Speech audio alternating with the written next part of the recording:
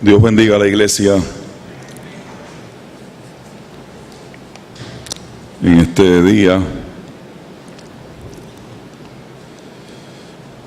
Que la gracia y que la paz de nuestro Señor cubra la vida de todos ustedes, hermanos y hermanas. La presencia de Marcos y de Ibeliz junto con su criatura es motivo de mucha alegría, no solamente para la familia inmediata, sino que motivo de enorme alegría para toda la iglesia. Yo tuve el privilegio de oficiar la ceremonia nupcial de Marcos y de Ibeliz, y recuerdo lo mucho que disfrutamos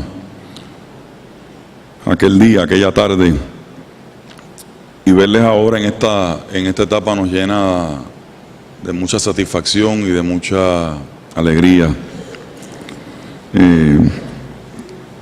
Curiosamente, aunque allá está Walt Disney, cada vez me gusta menos Orlando por la mucha gente que nos ha llevado. Pero damos gracias a Dios porque ustedes están aquí en esta mañana y saben lo mucho que los amamos. Ustedes saben, hermanos y hermanas, que hace 2 domingos, con motivo de un día en el que hicimos énfasis en la llamada mayordomía, hablamos precisamente de este pasaje de Génesis 1.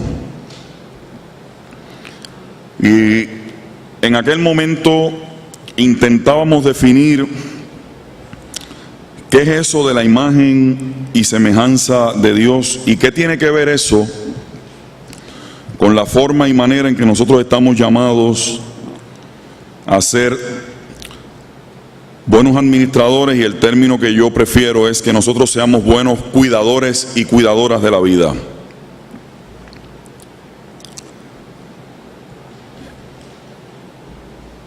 Y en aquel domingo, hace 2 semanas, decíamos varias cosas que no vamos a repetir hoy, naturalmente.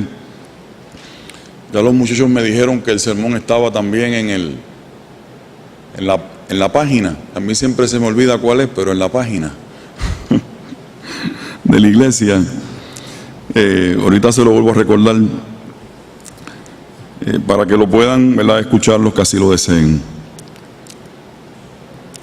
Y les había prometido en aquel momento que necesitábamos conversar para completar aquella reflexión sobre el asunto de la evaluación que Dios hace de lo que había hecho.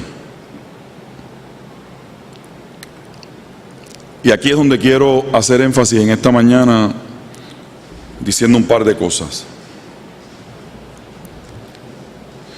Yo les dije en aquel domingo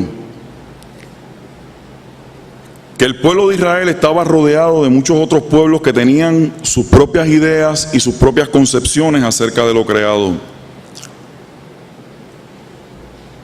E hicimos énfasis en aquel domingo, hermanos y hermanas,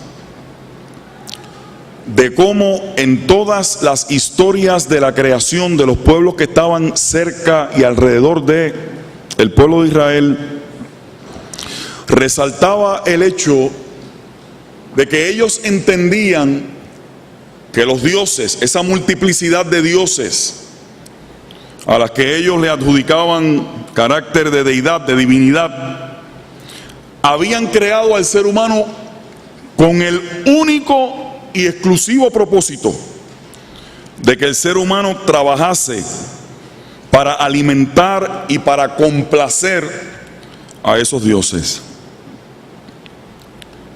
Y en contraste se presenta el relato de la creación de un solo Dios, cuya intención es tener una relación de amor y de bondad con lo creado. Y ahí entonces hablábamos de la imagen y la semejanza de Dios. Y yo quisiera hoy, aparte de lo que dije en aquel momento, definir la imagen y la semejanza de Dios utilizando 2 palabras. En su esencia,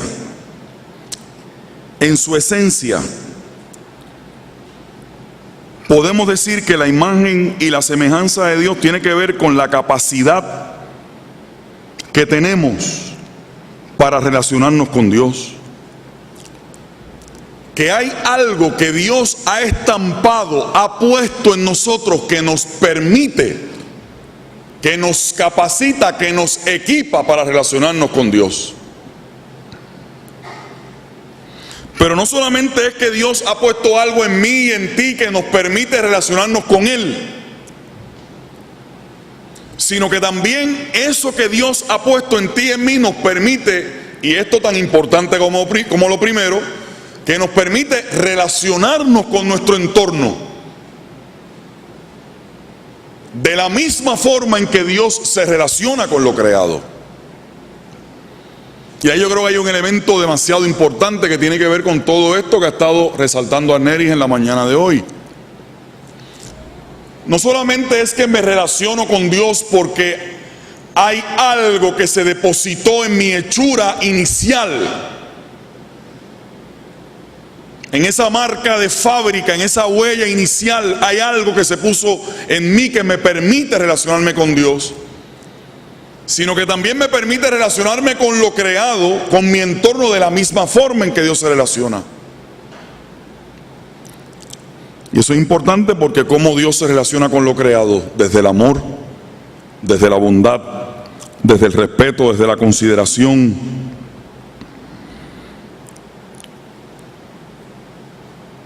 Así que, hermanos y hermanas, este no es un mal día para recordar que nuestra relación con la creación tiene que estar estacionada en ese mismo lugar donde Dios se coloca para relacionarse Él con lo creado.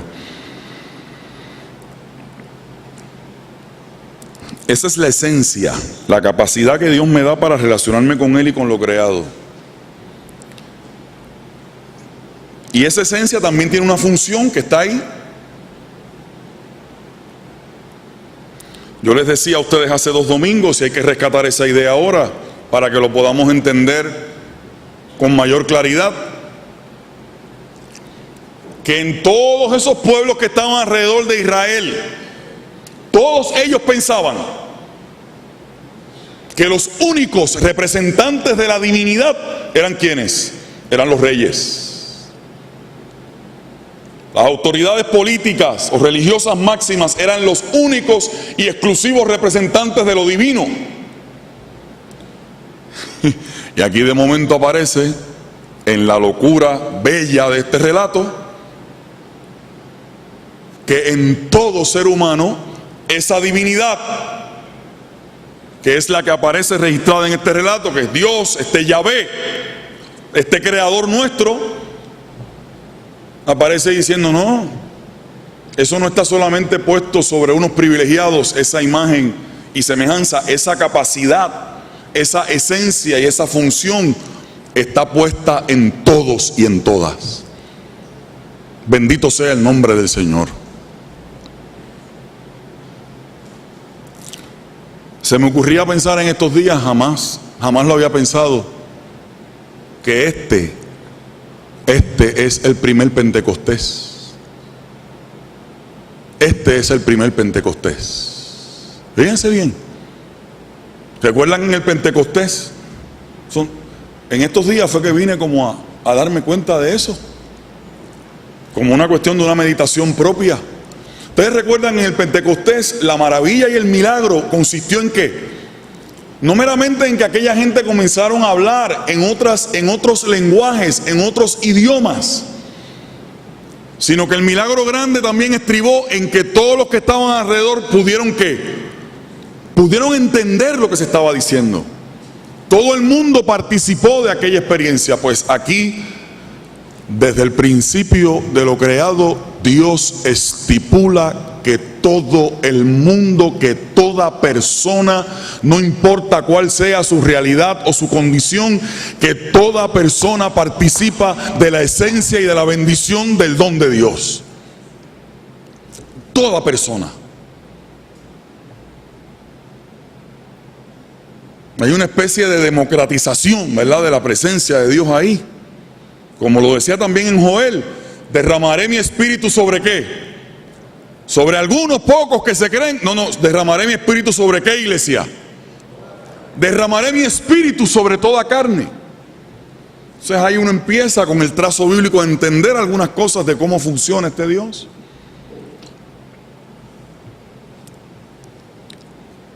Esos mismos reyes ponían imágenes. Se dedicaban a poner imágenes ¿de quién? De sí mismos. En todos los confines de su dominio, de su reinado, de su dominio político, porque había mucha gente que no los conocía, así que poner una imagen en esos confines le permitía a la gente de alguna forma ver quién era el rey, quién era esa figura cimera.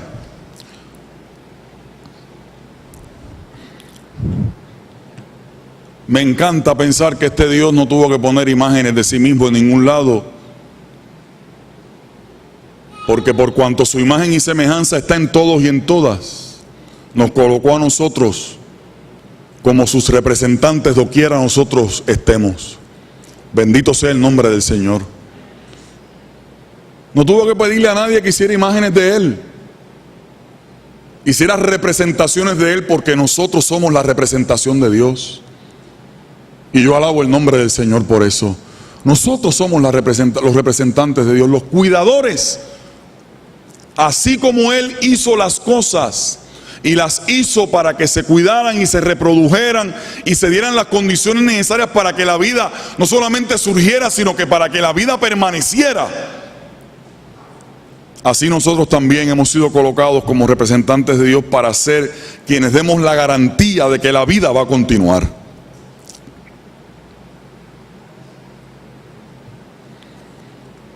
Pero entonces el texto nos dice otra cosa que a mí me parece extraordinaria y digna de algún apunte y de algún pensamiento.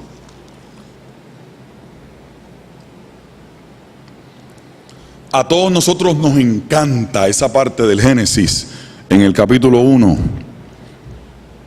Y qué bueno que nos gusta mucho.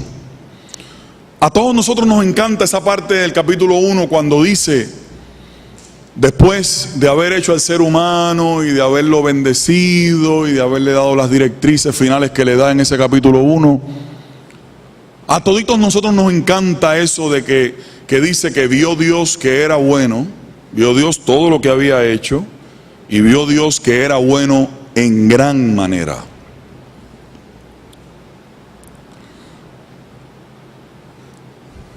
Y ojo, hermanos y hermanas, porque antes, y fue algo que mencionamos aquel domingo, pero no pudimos obviamente abundar,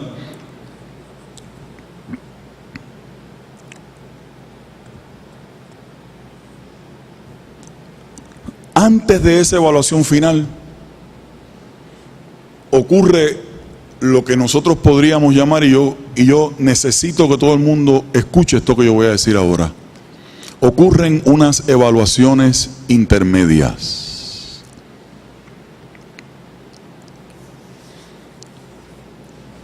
Ahorita se leía que la primera palabra que sale de la boca de Dios para crear algo fue la palabra para crear ¿qué cosa? La luz. Y el texto se encarga de decir que vio Dios que la luz era ¿qué? Que vio Dios que la luz era buena.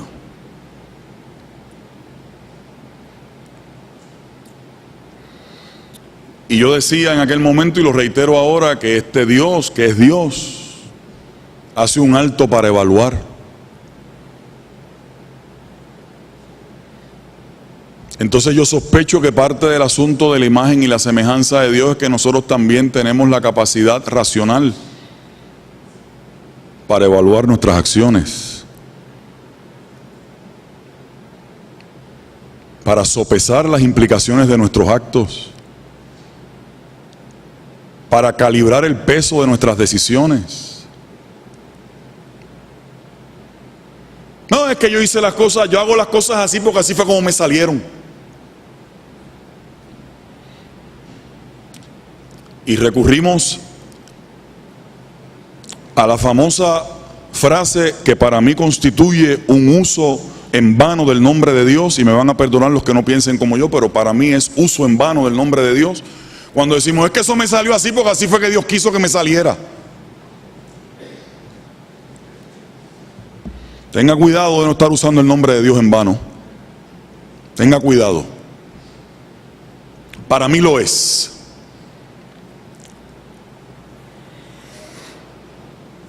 Vamos a hablar del asunto de lo bueno. Dice que vio Dios que era bueno en gran manera.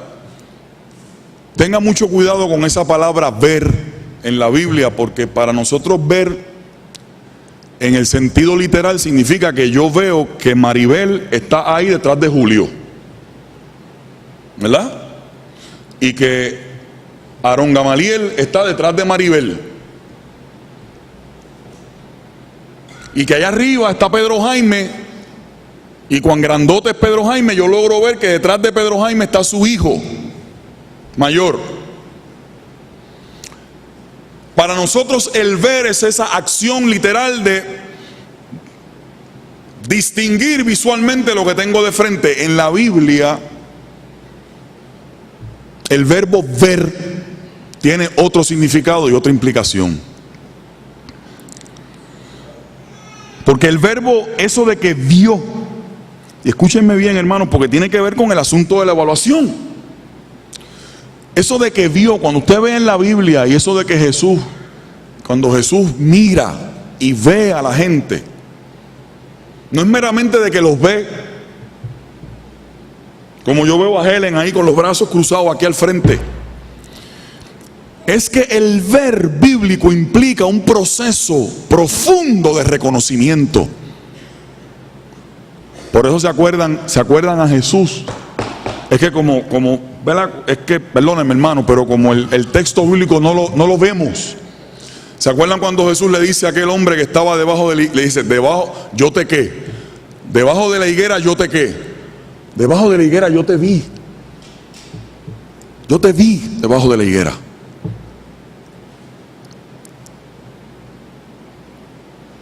Implica un proceso de reconocimiento, de percibir con profundidad algo, de tomar conciencia clara de algo. Así que cuando dice que Dios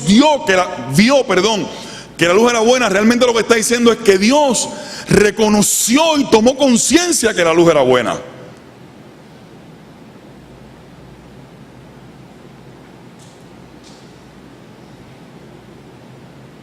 Entonces la imagen y la semejanza de Dios en nosotros también tiene que ver con eso, con la capacidad para hacer eso. Y pasa lo mismo con la palabra buena, porque ahí la palabra buena, el verbo ver, el verbo rajá, la palabra buena pasa lo mismo, es que tiene que ver más con la función de la luz. ¿Por qué la luz?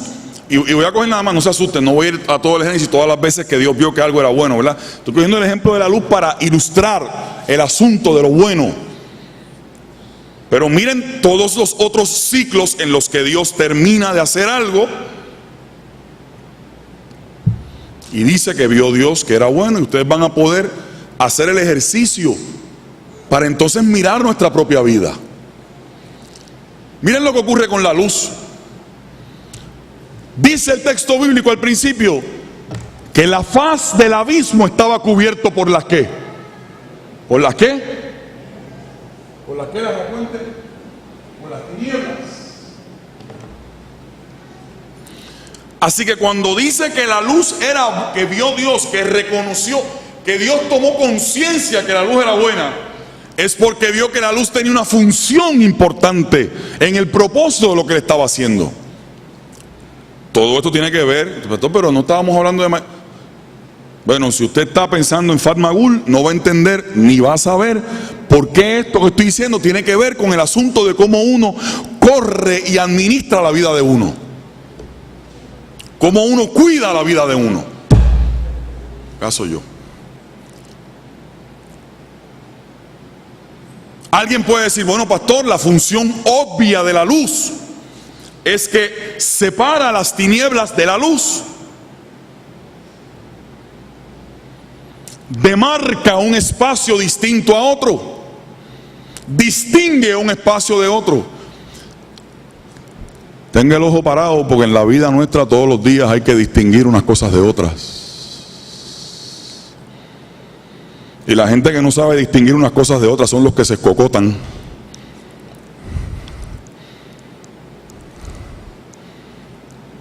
Y se revientan contra el seto y vuelven a reventarse porque es así a lo... Eso mismo es.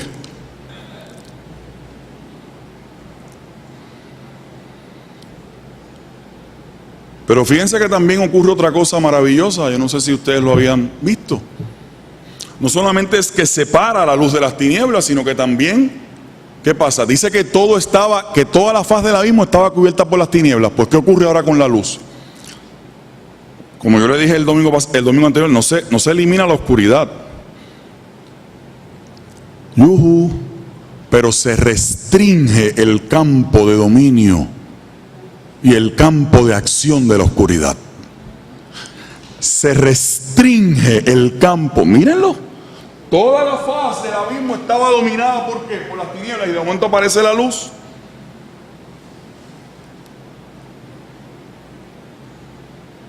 El que tenga oídos para oír, que oiga. Restringir el campo de acción, el espacio de dominio de la oscuridad. Por eso es que lo bueno tiene que ver con la función que cumple. Entonces la pregunta que se cae de la mata es: nosotros pasamos evaluación en nuestra vida de tal forma que las acciones que acometemos con nuestra voluntad y con nuestra iniciativa tienen la intención de que la función sea buena. Porque eso tiene que ver con ser cuidadores y cuidadoras de la vida, de la propia y de los demás. Y en otros momentos dice que es bueno, y en otros momentos dice que vio Dios que era bueno, y usted busca. En cada una de esas veces que dice que es bueno, no voy a entrar en todas ahora, pero es bellísimo lo que uno descubre ahí. Cada vez que dice que era bueno, uno mira los versos anteriores para entender lo que está diciendo, y uno ve algo que tiene que ver con este mismo ejercicio que de forma tan sencilla he hecho con la cuestión solamente de la luz.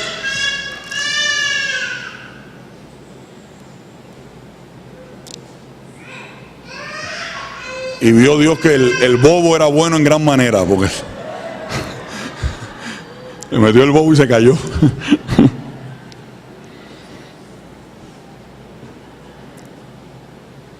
Y entonces dice que era bueno en gran manera.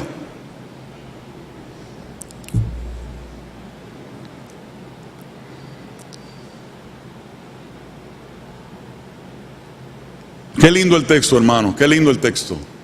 Cuando dice que era bueno en gran manera, que le añade ahí ese elemento de una cantidad. ¿Qué palabra puedo usar ahí? De esa cantidad indeterminada, ¿verdad? Porque eso de que es bueno en gran manera parece no tener un número fijo, pero uno dice, es que era bien bueno, ¿verdad? Bien bueno, ¿verdad? Es como aquel verso en Juan 3:16 que dice, porque de tal manera, nadie puede definir cuál es esa tal manera, es un montón. Pues aquí es que era bueno en gran manera.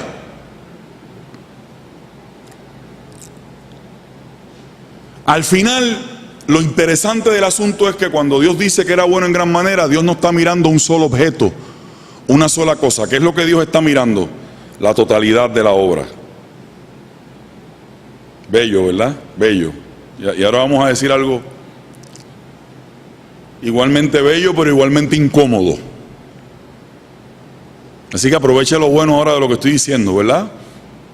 Para que se acomode. Lindo, ¿verdad? Dios está mirando la totalidad. Y no solamente está mirando la totalidad, sino que el asunto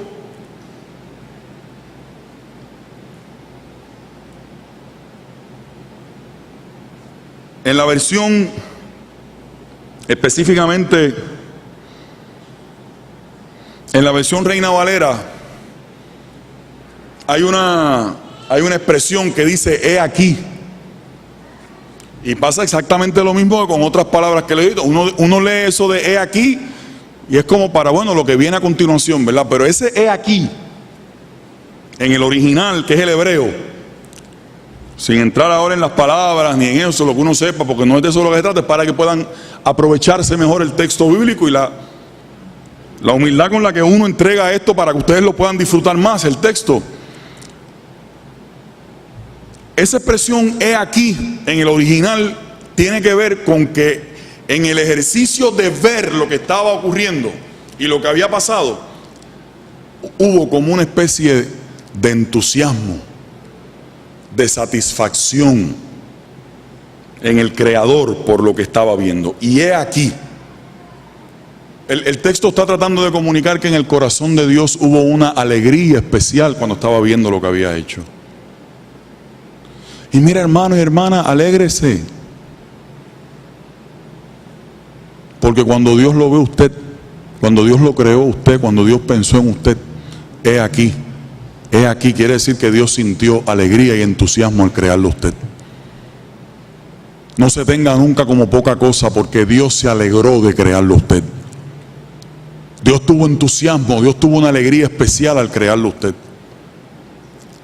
¿Alguien dice amén a eso?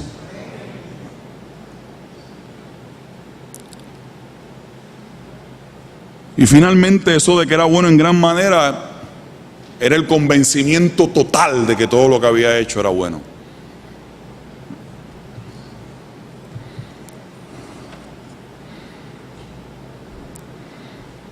Y ese bueno no es una mera complacencia, sino que porque dije ahorita que hay una función, es que es bueno para algo. ¿Bueno para qué? Es la pregunta que nos podríamos hacer. ¿Bueno para qué? Fíjate, si el pastor ha estado fajado explicándonos por 2 domingos que en las visiones de la antigüedad todo lo que los dioses iban haciendo con el ser humano era viendo cómo el ser humano le podía devolver a ellos y podía trabajar y tenía que trabajar para ellos y ser esclavo de los dioses y vivir para satisfacer a los dioses.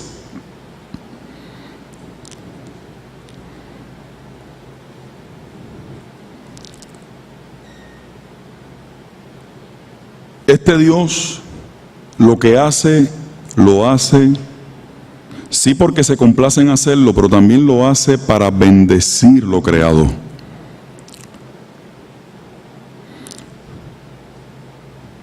Hermanos y hermanas, en el texto bíblico nos vamos a encontrar con muchas historias en las que nos podemos hacer la pregunta, ¿bueno para quién? Y podemos distinguir a grandes rasgos 2 realidades, que las comparto con ustedes ahora a vuelo de pájaro, porque el tiempo está avanzando y yo sé que hay algunos de ustedes que están pendientes del ajo chino que están haciendo allá atrás. Yo también los veo ustedes, los veo. Como la de Avatar, I see you, ¿verdad? Estoy esperando la segunda parte. ¿Bueno para qué? En las historias bíblicas, cuando aplicamos este criterio que Dios utilizó para evaluar lo creado y para evaluar sus actos, vemos infinidad de historias en las cuales algunos de sus personajes, el único fin que procuraban era el del beneficio propio, el del cálculo en que lo único que importa y se privilegia es el bien del yo, como norma y vara final.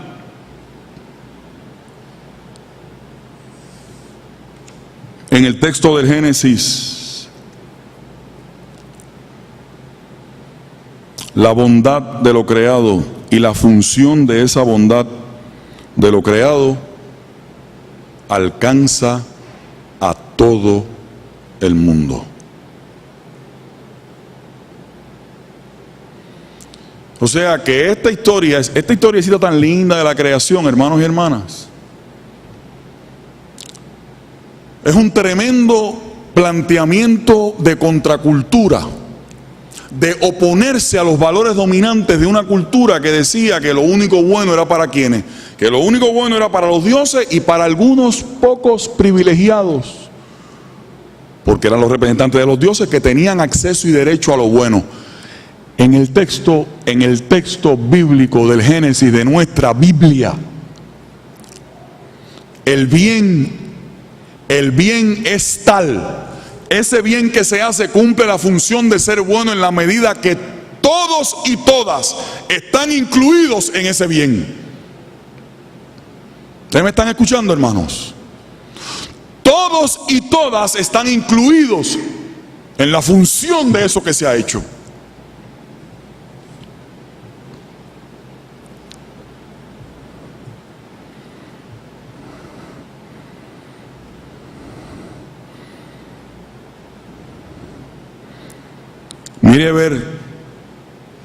Mire ver qué parecido tiene eso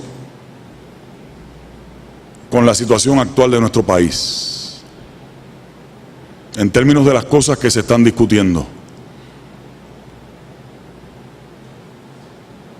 y con las decisiones que se están tomando para quién van destinados los recursos. Porque en el término bíblico, si usted se quiere molestar, no se moleste conmigo, moléstese con la Biblia. En el término bíblico, el bien, como está definido por las acciones y la función de Dios, desde el mismo tiro de salida de la revelación bíblica, es que la función genuina del auténtico bien tiene que ser para alcanzar a todo el mundo, incluyendo los más y las más vulnerables.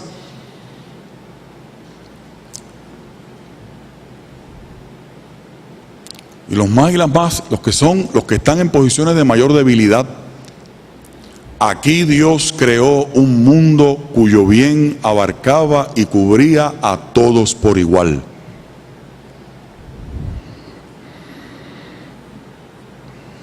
Bendito sea el Dios al que yo sirvo por eso. Le creo a este Dios. Me gusta creerle a este Dios. Y finalmente, hermanos y hermanas, eso de que Dios vio que era bueno en gran manera, esta última parte no estaba en los apuntes iniciales. Esta vino en estos días. Dije algo en el funeral del papá de Daniel el pasado viernes sobre eso, así que los que estaban allí puede ser que escuchen un eco de algo que dije allí, porque venía peleando con eso en estos días, venía ahí enredado con eso en estos días.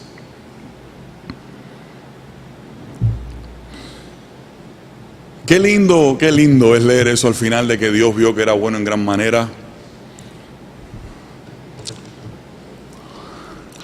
Lo que pasa es que hay que leer las veces anteriores en que Dios se detuvo a evaluar.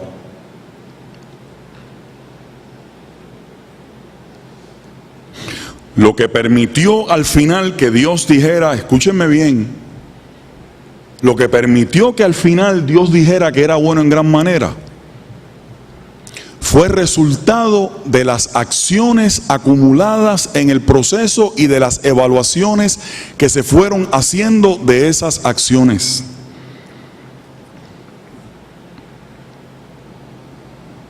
Las acciones acumuladas y las evaluaciones que se fueron haciendo en la marcha. Es decir, que el resultado de la evaluación final fue la consecuencia de lo que ya se venía haciendo previamente.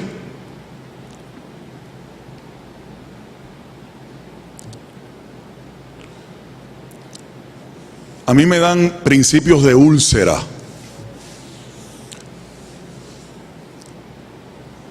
cuando veo, y esta es la parte incómoda, cuando veo a la gente que en su vida pretenden resultados últimos, resultados finales, y vio Dios todo lo que había hecho, y vio Dios que era bueno en gran manera. Tengo como un reventamiento de la bilis cuando yo veo alguna gente a mi alrededor que esperan buenos resultados al final, tomando en el camino intermedio malas decisiones.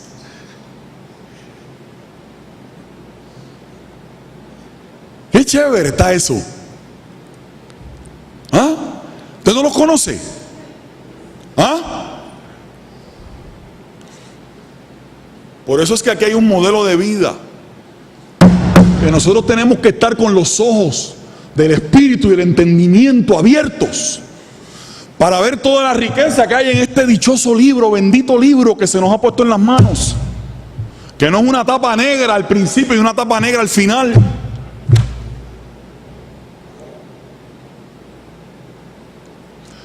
No se pueden esperar. Dios vio al final que era bueno en gran manera, porque antes del final se detuvo periódicamente para ver dónde estaba la cosa y por dónde andaba.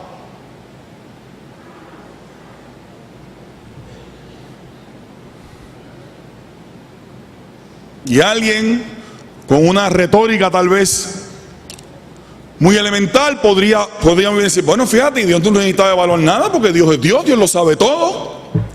Pues eso es lo que estoy diciendo, que Dios siendo Dios se detuvo para evaluar, para considerar, para tomar conciencia de lo que estaba pasando.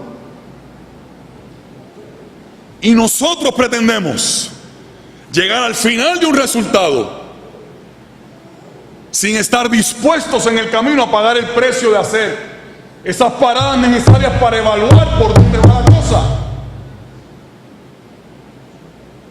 No sea jaiba. Dios no puede, usted no puede, pretender que Dios venga a resolver de un plumazo al final. Y con todo y eso podemos hasta decir que en algunos momentos, ¿verdad?, ha pagado la fianza alta por nosotros para sacarnos del hoyo, ¿no? Con todo y eso lo podemos decir, pero cuidado.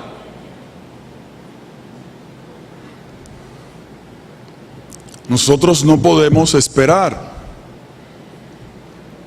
ciertos resultados al final de las cosas si en el camino no hemos hecho lo necesario para llegar a ese resultado. Enséñanos.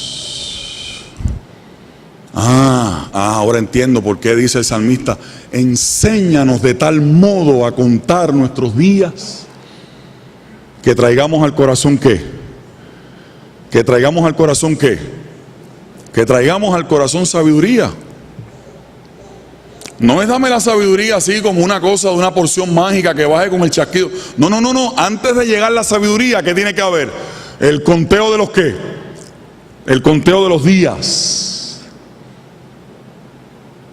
Que es un ejercicio parecido al del ver. Es esa toma de conciencia de lo que es el proceso.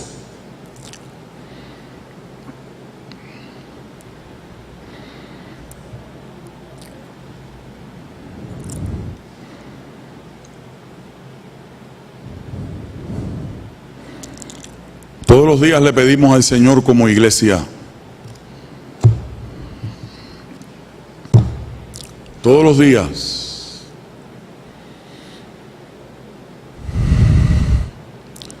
le suplicamos enardecidamente a Dios que como iglesia, para mirarnos nosotros en este espejo, ¿verdad? Usted lo hace como persona, como familia, como matrimonio, y en la fase de la vida que usted pueda estar, y según sea la visión de lo que usted quiera alcanzar y de lo que usted quiera hacer, de lo que usted vaya delineando y delimitando y demarcando en su propia vida, como iglesia le pedimos enardecidamente a Dios que nos ayude, que nos dirija a tener la visión y a lograr proyectos que para nosotros son importantes, que son de valor, que son buenos en el sentido de lo que ya expliqué ahorita.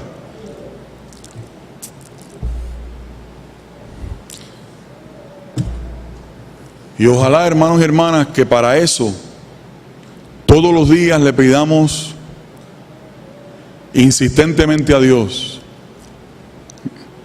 que nos ayude a hacer esas paradas intermedias para que consideremos por dónde va la ruta y por dónde va el camino.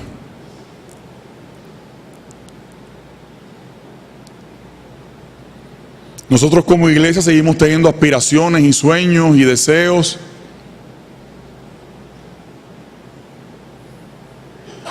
Anhelos de asuntos que están inconclusos, de asuntos que quisiéramos lograr, de cosas nuevas que vendrán, que no las estamos considerando ahora, pero que vendrán en la marcha. Me gustaría mucho pensar que ustedes y yo estamos orando para que como iglesia Dios nos ayude a sostener responsablemente esta obra de tal manera que hagamos, como dice Dios que valoró lo que hizo, que hagamos y que lo que hagamos sea bueno.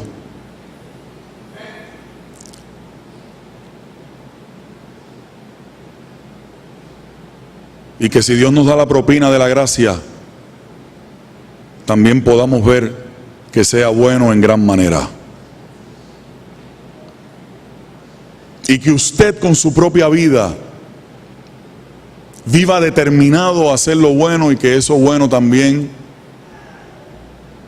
pueda tener proyecciones y raíces y ramificaciones y frutos.